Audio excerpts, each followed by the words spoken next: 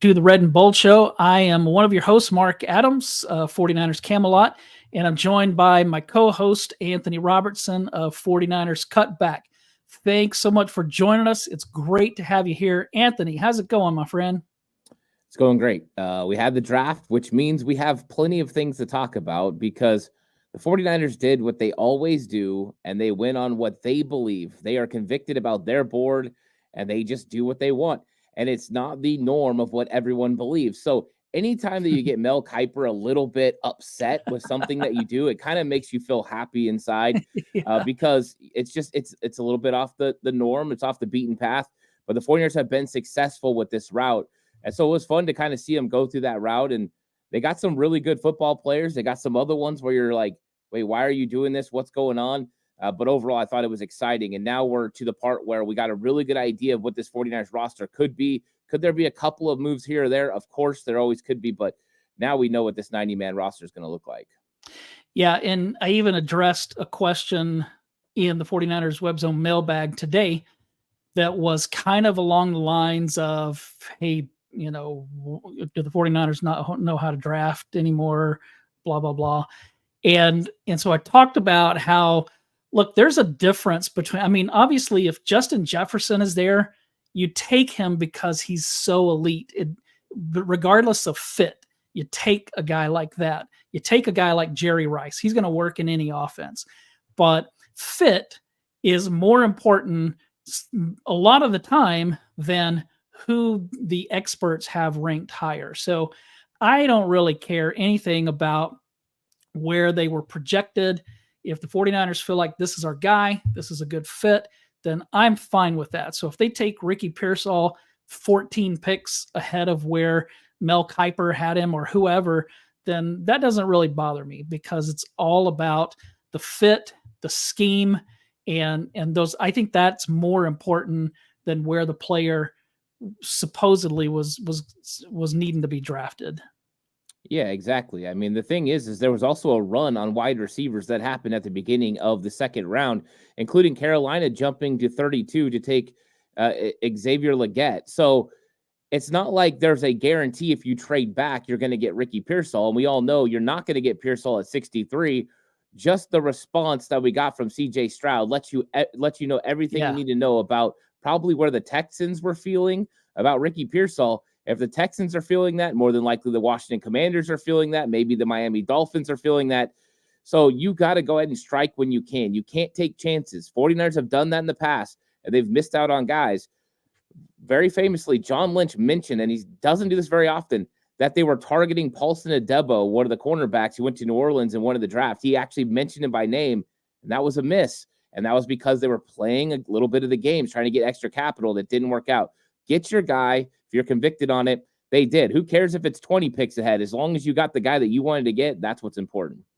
And if the guy's successful, if he's a good player, nobody's going to care where he was drafted. Brock Purdy was the last pick in the draft. If they redid the 2022 draft, he would be one of the first players drafted. I believe that. But again, scheme matters. And so maybe he's what he is in Kyle's offense, but wouldn't be if he was with the Raiders or some other team like that. So I just think, I never focus on where they were projected because nobody's going to care down the road.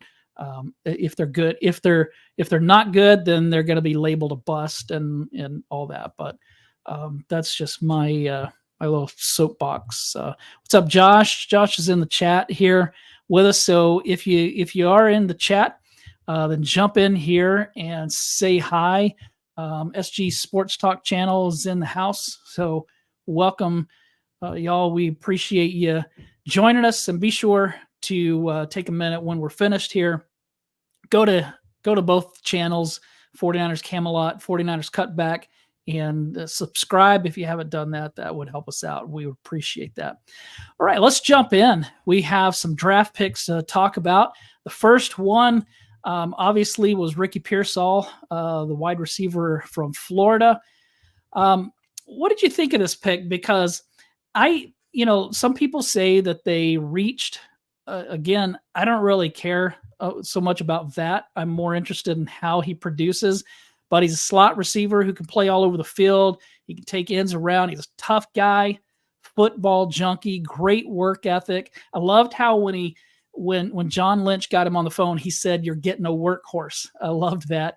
Great route runner, good speed, excellent short area quickness. He ran an impressive 1.49 10-yard split.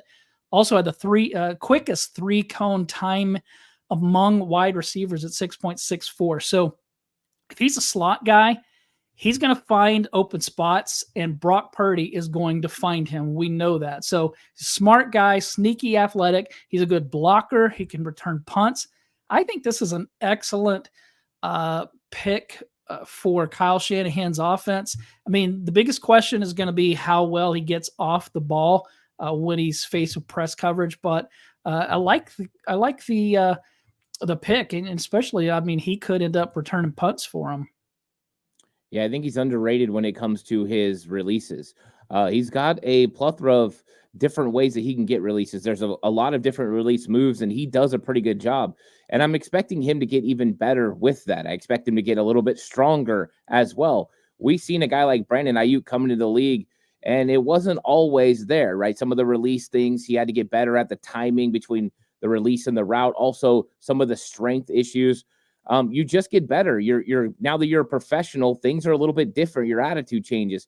But I've seen a lot in Ricky Pearsall. I was a huge fan of him because of the strong hands. You see him go up and make the one-handed catch, but you see him make catches in the red zone in traffic. You see him along the sidelines making those sort of catches. The body control combined with the strong hands means he's going to have a catch radius that helps Brock Purdy. He's also not afraid to go over the middle and take contact. He takes big hits and he gets up. And those are things you have to have in a wide receiver within this system. He also shows the ability to be able to run after the catch. Yards after the catch could be big.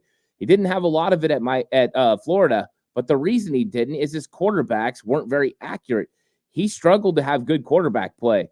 And I think if he gets a quarterback that can put it on him in the right spots, he's going to have more potential to do that. So this was a slam dunk pick because of the way he fits Kyle Shanahan's system. People may argue where you take him. Do you take him 31? Do you take him later? But no one can argue the fact he fits and that now within the offense, he's going to be able to do a lot of really good things. And you brought up the blocking, a very willing blocker who's got some physicality. Does he need to improve? Of course. But that's something that's normal with wide receivers coming out of college. They're not expected to block the way that the 49ers often want them to. So this is a guy that's got a complete package that the 49ers can use. And I know early on it's probably going to be a lot of slot and a lot of him playing Z, but there is potential for him to play X. There's potential for him to do more within this offense. I think it was a great selection overall. Good fit. Do you see him being much of a threat down the field? Yeah, because he can create separation. He's got really good head movement. He also throws in some jab steps, but he's got enough speed to be able to threaten you vertically. The thing that he does really well is he cuts into cornerbacks' cushions. He gets them to flip their hips early because he runs good comeback routes. So now they're going to want to jump those routes and allow him to go deep. So his change of speed as he's running through zones is important. I think he's going to be a vertical threat. I think he's going to be a guy that when we look back on it, is like he's a receiver that can handle every route that Kyle Shanahan throws his way, and he can match up really well against different players. And if you can get a matchup of him on a safety, that's a win for the 49ers. So, yeah, I'm excited about him being able to be used in Kyle Shanahan's system.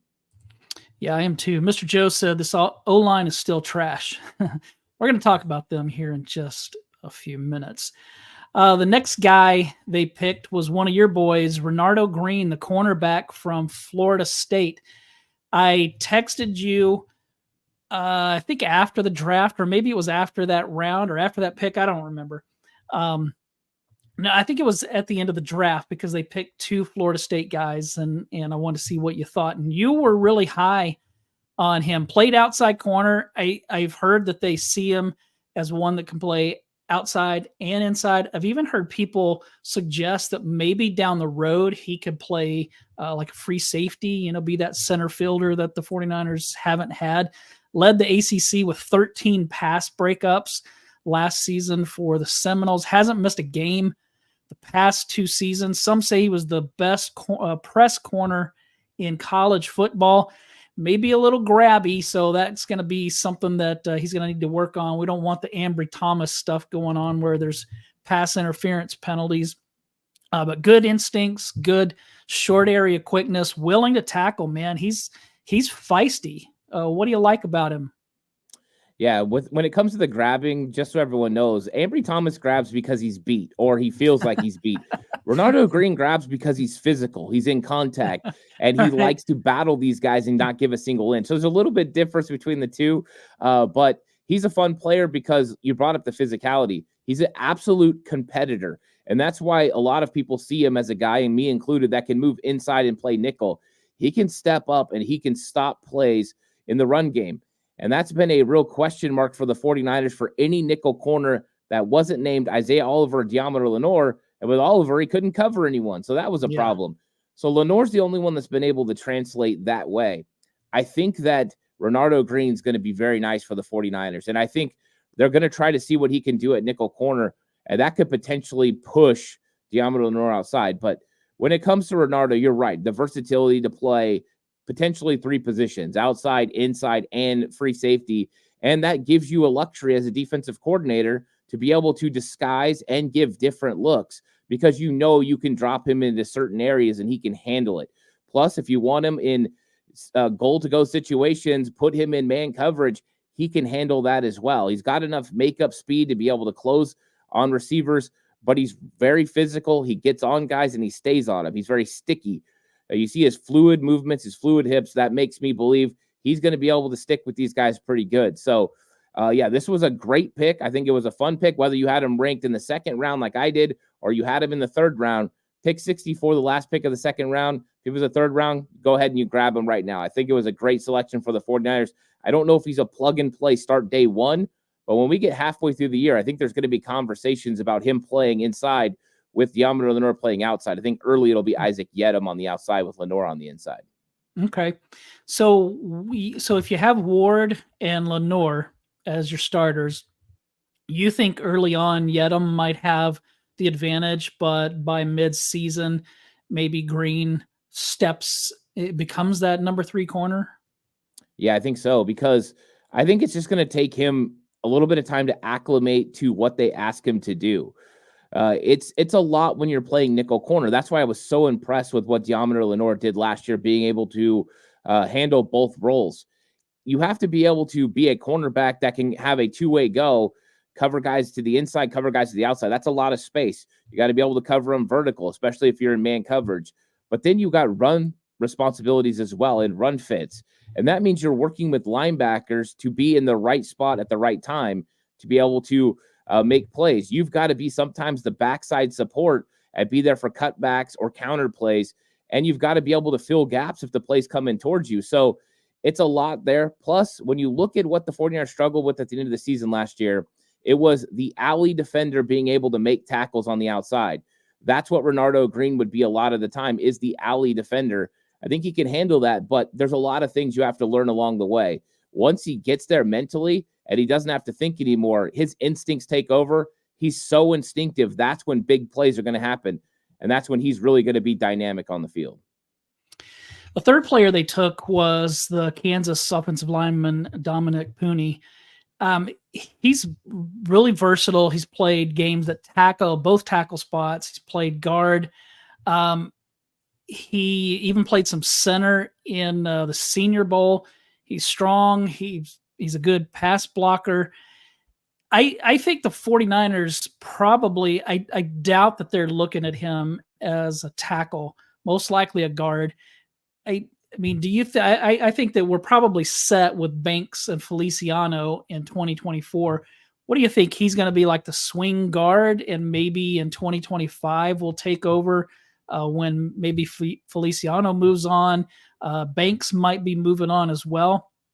You have Burford, who missed a key block in the Super Bowl. Who knows? I kind of get the sense that they don't feel like he's ready and that he may never be ready. But what did you think about the first offensive lineman the 49ers took? Well, this was one of my guys.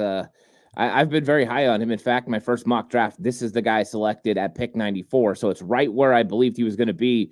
As soon as I saw his Senior Bowl film and the practices and what he was able to do, I saw a guy that I was a huge fan of. The footwork, the hand technique, the way he anchored against bigger defensive tackles. He was taking on first rounders and he was studding them up and not allowing any movement.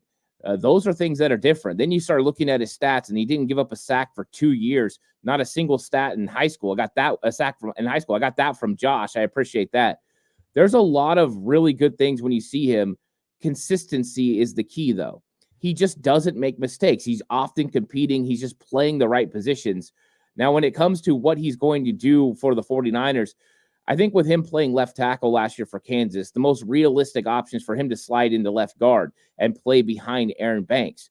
The 49ers have John Feliciano at right guard, which means they probably have their starters, like you brought up, for this season.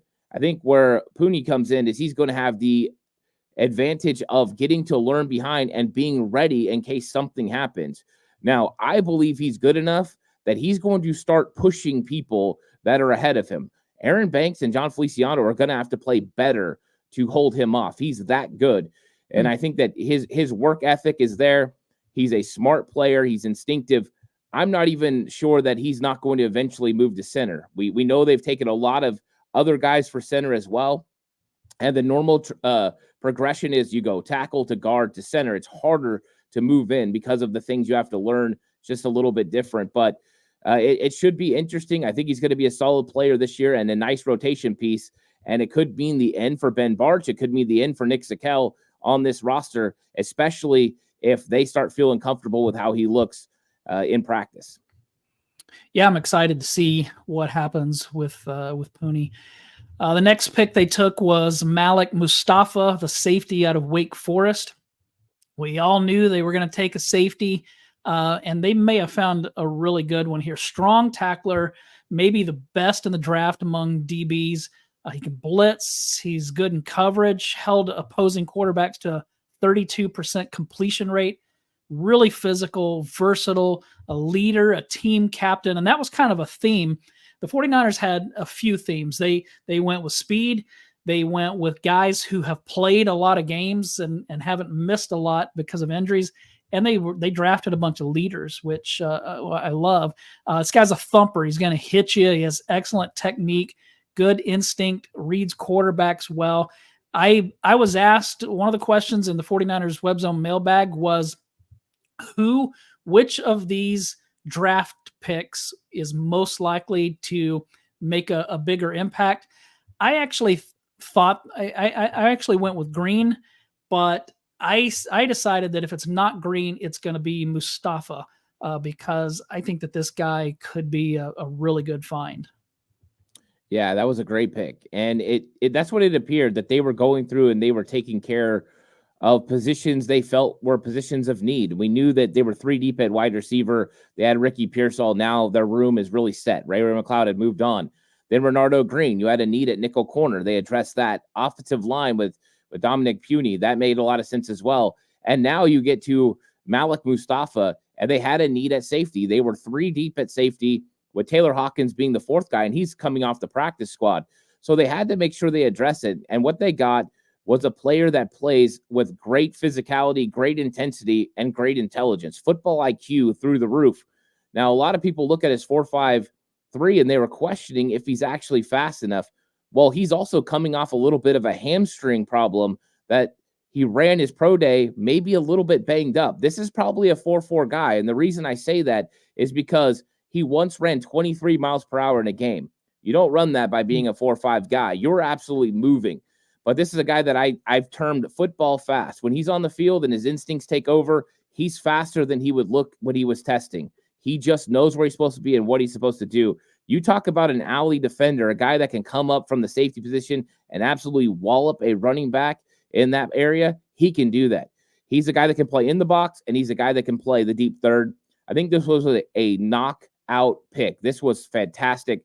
I thought they really did a good job of locating a guy that fit what they needed, and he's going to be a guy that helps on special teams early. And then who knows what happens with Talanoa Hufanga, or if Jair Brown lives up to what we all think he can be.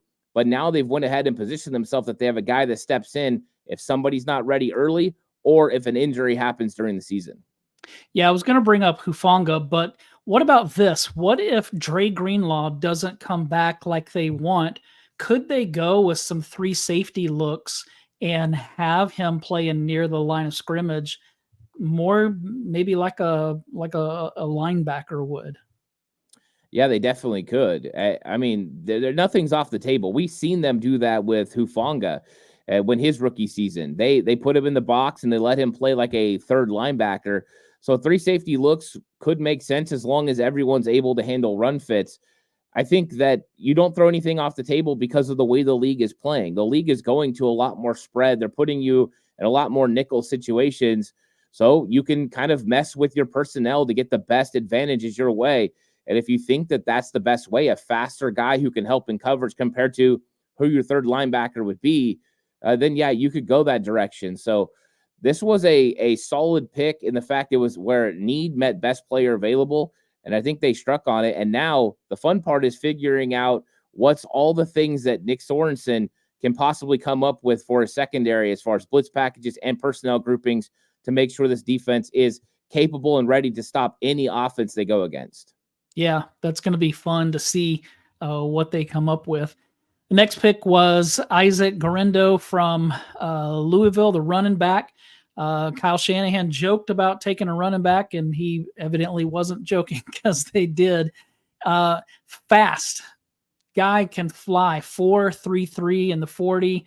He's a one cut and go guy who's perfect for Shanahan's zone scheme. Also can catch the ball, so that's pretty exciting. Averaged 4.1 yards after contact. He's a home run hitter kind of guy that can score from all over. And with the new kickoff rules, he might be a good player to put back there. I think, can he make an impact on the team as a rookie? It kind of depends on what happens with Elijah Mitchell, but certainly I think that he can. He's not going to be a starter, of course, especially this season. But what did you think about this pick? I'm intrigued by it. I think it was one of the more surprising picks. I mean, even not the player was surprising because they had definite connections to Guerendo. We knew that they were interested in him. That's what first put me on the radar to go check him out because of the interest that we heard the 49ers had in him. Whenever you throw the fact that he's 6 foot tall and he runs 4.33, there's only two guys in the last 30 years that have tested like that at the combine. It's Isaac Guerendo and it's DK Metcalf. That just shows you the athleticism at that size. He did play wide receiver in high school, and so he's got a lot of versatility to catch the football. My thing with Guerendo, the speed is there. If he hits a hole and there's no one there, he's gone. The problem is his second and third level ability to get off or make guys miss is not there. He's pretty much a straight ahead guy. He can't change direction when he's going full speed. So elusiveness is not always going to be one of the categories he's really good at. He does have a one cut and go ability, which we know the 49ers love. The question is he going to bail on those holes before he should? He has a tendency to bounce them out. So there's things that he needs to work on. What's funny is these are some of the same things we talked about with Elijah Mitchell when he got drafted, was the want to bounce out, use your speed to win, and not counting on that hole to come open. Those are things he's going to have to learn with patience and things like that. But I think he'll get better at it. But this was an interesting one because they gave up 2 fifth-round picks to come up. And if you go watch that KMBR interview when Kyle was joking, Greg Papa is actually talking about 4th-round running back, and then he makes a 3rd-round joke. And then John Lynch says, yeah, we'll probably trade our 5th-round picks and select the running back. And then they did. It's like, I don't think they planned that, but it ends up becoming hilarious after the fact. But yeah, Isaac Guerendo, the speed, it's going to be fun to see how they use him. You brought up the special teams. I think that is the area he can make an impact in his rookie season because with the new kickoff rules, I do think running backs make the most sense as kick returners. Yeah, especially ones that can fly like him. Larry Krueger threw out an idea. I don't know that the 49ers are considering this at all, but Larry loves the idea of putting him at fullback because he believes that he would bring a dimension that not even Kyle Juszczyk can bring. Do you see that any possibility to that? I mean, he's big and strong. So I think Larry had shown some clips where he had decleated a guy when he was blocking. So I really don't know what Kyle looks for in a fullback, because the only one that I've seen him with is Kyle Juszczyk. But what did you think about that?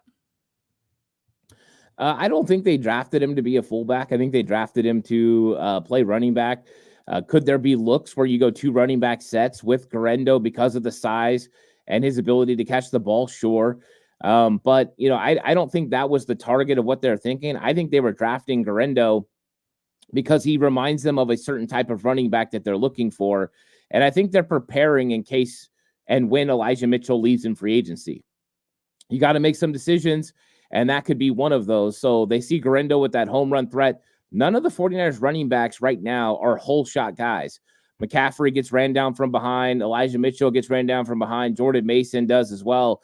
So this is the first time since the 49ers lost Raheem Mostert that they have a guy that can legit take it to the house anytime he touches the football. I think there was an allure of that.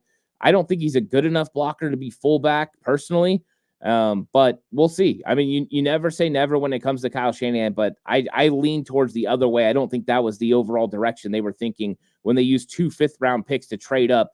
I don't think it was for a fullback. Yeah. They took another receiver, Jacob Cowing, the receiver from Arizona.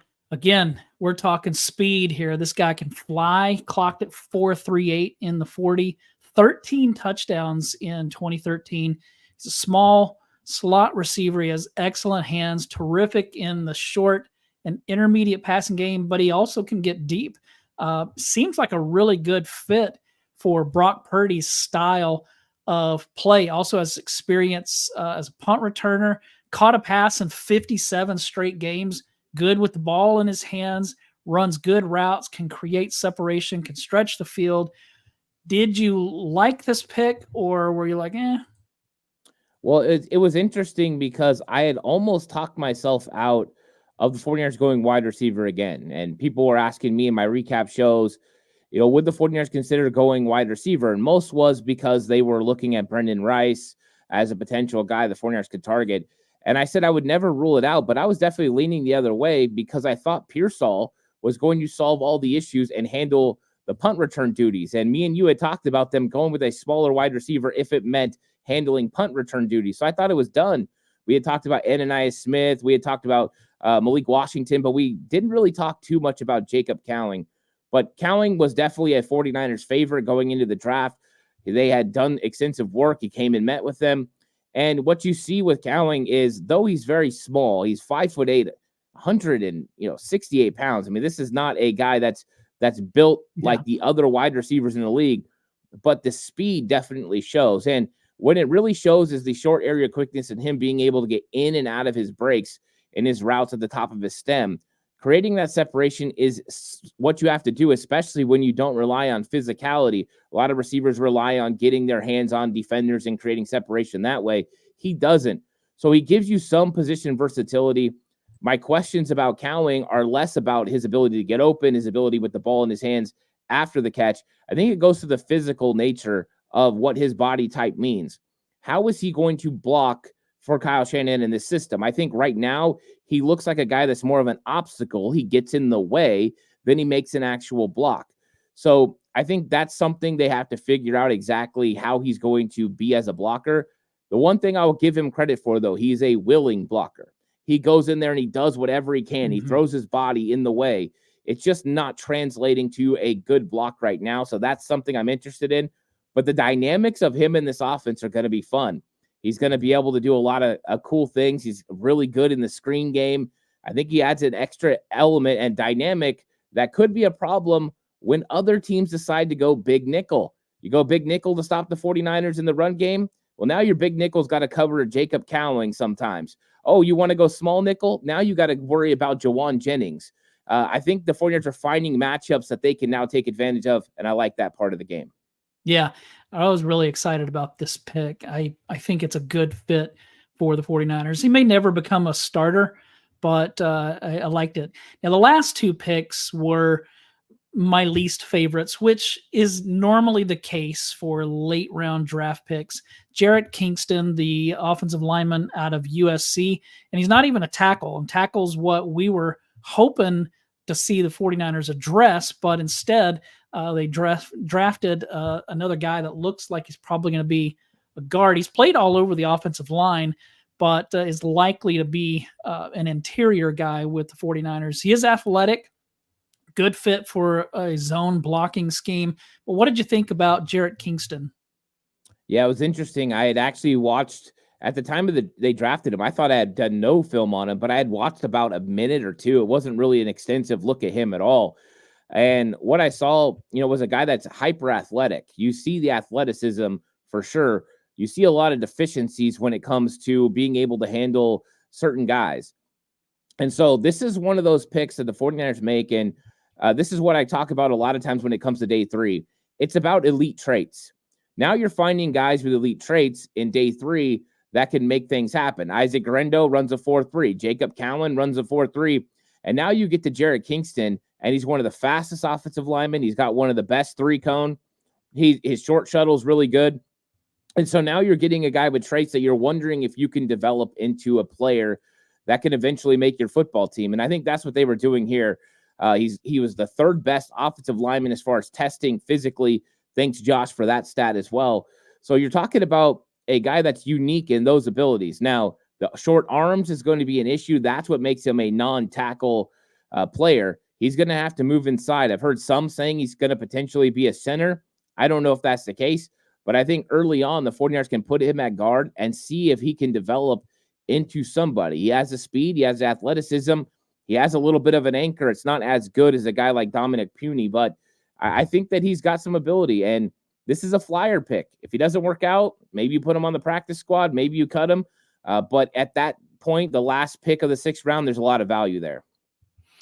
On the 7th round, they took Tatum Bethune, the linebacker out of Florida State, another one of your guys, your Seminoles. What do you like about him? He's played in a lot of games. He processes things quickly. He's physical. He always seems to be like, every time that I've seen any clips from him or any little bit of game film, I haven't watched him very much at all, but he always seems to be around the ball. Do you like this pick, or do you think, yeah, he probably, maybe he can make the team, but more likely than not, he's not going to make the team? Where do you see Bethune? I think it's going to be hard for him to make the team because of the depth of the position around him. They brought Demetrius Flanagan-Fowles back, the D Winners, Jalen Graham. But I think Bethune is an interesting player because of his football IQ and the way that he operates on the field. You brought up him always being around the ball. That's because he's usually in the right position. He understands what he's supposed to do and where he's supposed to be, and he has good recognition and coverage of routes. Also, even though he ran a 4.68, he weirdly can run with receivers and run with running backs out in coverage. So once again, football fast. He's just one of those guys that's able to translate his game to do that.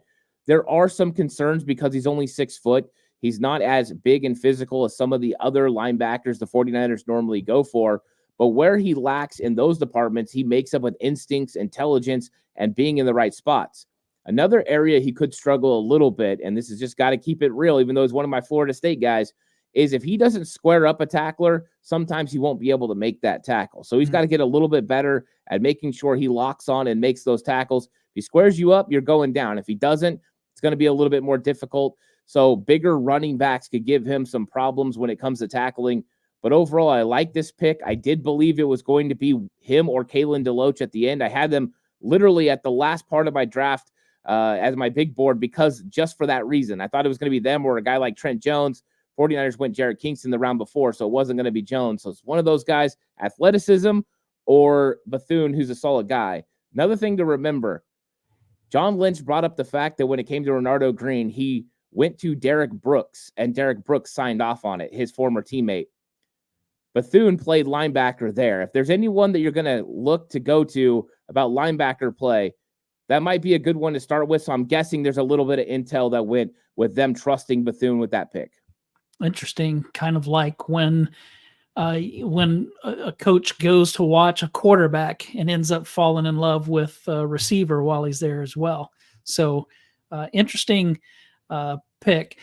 Let's talk a little bit about the undrafted free agents because the 49ers signed a handful.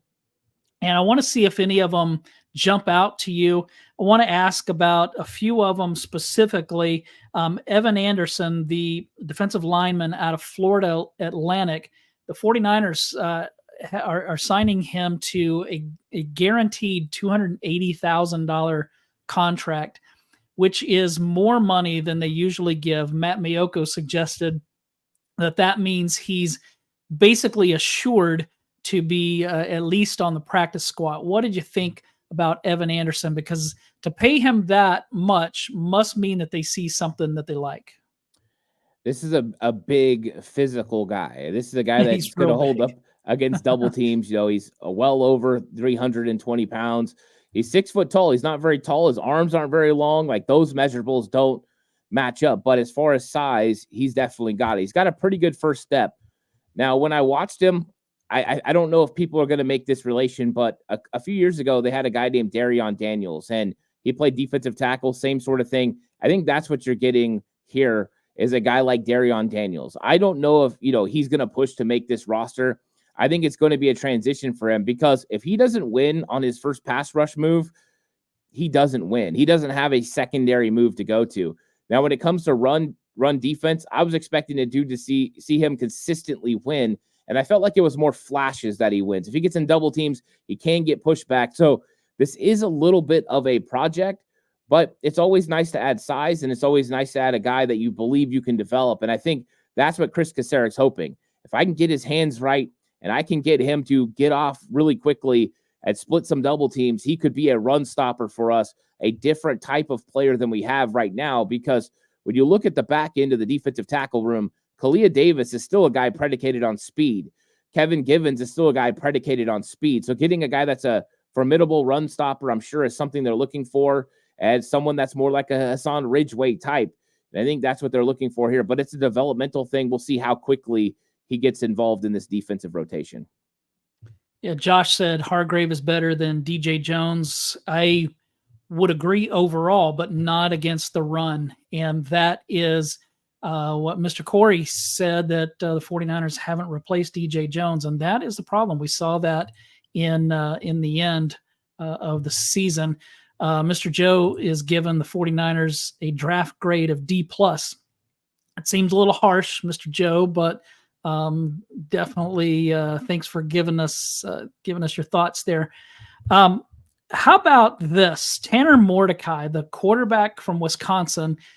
I've talked about Oklahoma a lot because that's the team that I follow. He was Kyler Murray's backup. Then he was Spencer Rattler's backup. And then he was, I think he was still there with Caleb Williams as well. You and I talked before we went live. I can remember whenever he was in the game for OU, I was like, man, what is this guy in here for? But it wasn't that he was playing bad. It was just that you have Kyler Murray doing what he does. I guess who am I forgetting? There was somebody else in there. Oh, dang it. The guys that's with the Eagles now.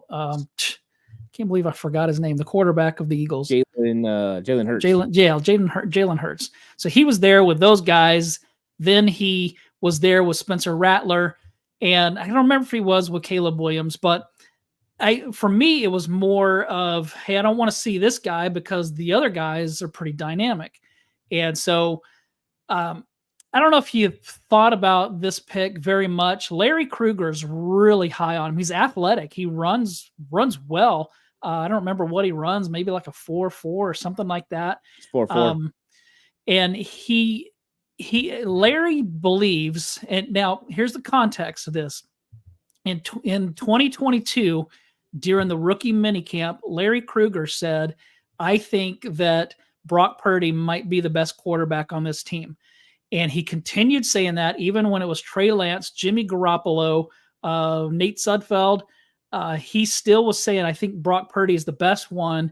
Purdy passed Sudfeld, and then, as we know, when the other two were hurt, he became the quarterback. So now Larry is saying the same thing about Mordecai. He's saying that he believes that he's going to outplay Dobbs, outplay the guy from Arkansas, and Brandon Allen, and be Brock Purdy's backup. Strong statement, but 2 years ago, he was spot on with the quarterback. So what do you think about that? I think that would be tough. For one reason, mainly, is Mordecai's going to have to learn this system. And, you got a little bit of a jump with Brandon Allen. He was through the system the entire time. He knows it already. Dobbs was up in Minnesota, so he got an idea of what some of the system looks like. Even though it's not the exact same system, there are principles that are the same. So he's got a little bit of a head start. Plus, the guy's pretty darn smart, so he's going to pick up this system pretty well. I think experience ends up being a weakness for Mordecai, being able to be the backup quarterback. Now, I don't want to count him out because you're right. Brock Purdy, stepped up and made plays, but let's not forget, as good as Brock Purdy was, he was still quarterback 3 coming out of training camp. We haven't seen Tanner Mordecai take a single rep in the NFL in the 49ers system, not even rookie minicamp yet. So I think this might be a little bit early to say about where he's going to be, and I respect what was said by Larry Krueger, because you're right. He was right about Brock Purdy. But I think this one's a little bit tougher. With Mordecai is a different player than Brock Purdy. He's got the athleticism, the speed, can create outside the pocket, is pretty good in short and middle accuracy. Intermediate range, he's okay. Down the field, that's a real weakness for him. A thing that Brock Purdy really does well at is the vertical passing game. That's not something Mordecai does consistently. He hits a post corner. He does that really well. Him and Ricky Pearsall are probably going to hook up for that in training camp, and everyone's going to get excited because Pearsall is really good at running that route. But I think this is going to be a tough one for Mordecai. Besides the cool name, I think it's going to be tough to crack this 49ers quarterback room because of the 2 guys that are ahead of him are pretty good and pretty athletic on their own right. Mr. Corey said Larry also thought we should sign Chris Jones in free agency, was going to get Bill Belichick as defensive coordinator, and that the Broncos were going to give us Surtain for some second-round picks. Yeah, I know. Larry, that's one of the things that you love about Larry. He's even though he's a media guy, he's a fan at heart, and so it's fun to listen to him. Cody Schrader is the running back out of Missouri who led the SEC. That's the Southeastern Conference. We're not talking Big 12. We're not talking Pac whatever it is. We're not talking ACC. Led the SEC in rushing. How did this guy not get drafted? And is there a chance that he could make this team? I think a lot of teams were probably concerned about his measurables, especially when it comes to his speed. He's not one of the fastest guys. He's running a 4.6. You got Guerendo running a 4.3. You've got Schrader running a 4.61. Vertical, not explosive. He's not showing that explosiveness. He gets ran down from behind. So you're not seeing a dynamic back. And what are we seeing in today's NFL? We're seeing speed be one of the main catalysts for how teams are drafting and the players that are putting within their offense, because the defense is replicating that speed on the other side. So linebackers and smaller linebackers are able to chase these guys down. I think that is the concern that probably most teams had with him. But when I look at Schrader, I do see a guy that has great vision. He's a one-cut. He plays really good in his frame, 5'8", but he's over 200 pounds, so he's got a lot of physicality to him. He runs tough. He runs hard, gets extra yards. To me, there's something there when it comes to Schrader. I don't know if he'll be able to crack this roster. The 49ers got 4 really good running backs ahead of him, but I think he is a talented guy that they'd like to keep around, maybe even onto their practice squad, and could eventually help them if needed. So I thought this was a great selection. You see the production, like you said, in the SEC, over 1,600 yards. That's going to impress anyone. I think some of the speed and some of the explosiveness issues are the reason why teams decided to wait and think maybe we could get value as an undrafted free agent, and that's exactly what the 49ers did. East Coast Red and Gold is on here with us, saying, "What's up, fellas? Go check them out. They do good things." The other one I wanted to ask you about is Tariq Owens, the wide receiver out of Missouri State, obviously the son of Terrell Owens. I thought it was interesting because John Lynch said that at the 49ers local pro day, when Tariq Owens was there, at one point he was running down the field and he was running right toward Lynch. And Lynch, who played against Terrell Owens multiple times, said that he kind of had a flashback, that he looked like his gait and the way he was running reminded him a lot of his dad. I don't think he's saying that Tariq is going to be anything like his dad as a receiver, because Owens obviously is a Hall of Famer. But what did you think about this signing? I was actually surprised. I thought that he was going to be an invitee to rookie minicamp, but I didn't think that he was going to actually be signed. But they did. And, you could see a little bit of his dad's running style when he runs. But, when it comes to being a wide receiver, I think he right now is way rawer than his dad was coming out of Tennessee Chattanooga. His dad, though, didn't test as well as Tariq Owens, actually. Tariq Owens is faster. According to the combine scores, he has a better vertical. The guy looks more explosive. Now, of course, we know Terrell Owens got better. He got faster. He got stronger. And then he eclipsed everything that his son is right now. I think Tariq Owens is a very raw guy that's got to get a lot better in a bunch of different categories. And I seen that he's got some issues that he's going to work on, and maybe we'll see what he does in training camp, but he catches the ball with his body a little bit too much, struggles to get in and out of his breaks consistently, rounds off routes, gets out of his framework, which allows him to lose balance when he's trying to, come on his comeback routes. Those are things he's going to have to get better at. So I think the 49ers see a raw project. I think they're going to work him out, see what he can do throughout OTAs and maybe even into training camp. We'll see. But there are 10 wide receivers ahead of him. And I don't know if I can see him passing any one of those guys because a guy like Tay Martin is way more established within this organization and way more polished than Tariq Owens. So we'll see. I'm rooting for the guy. He goes 100% in every rep that he gives. You got to get him credit for that, but he's got a long ways to go. Yeah.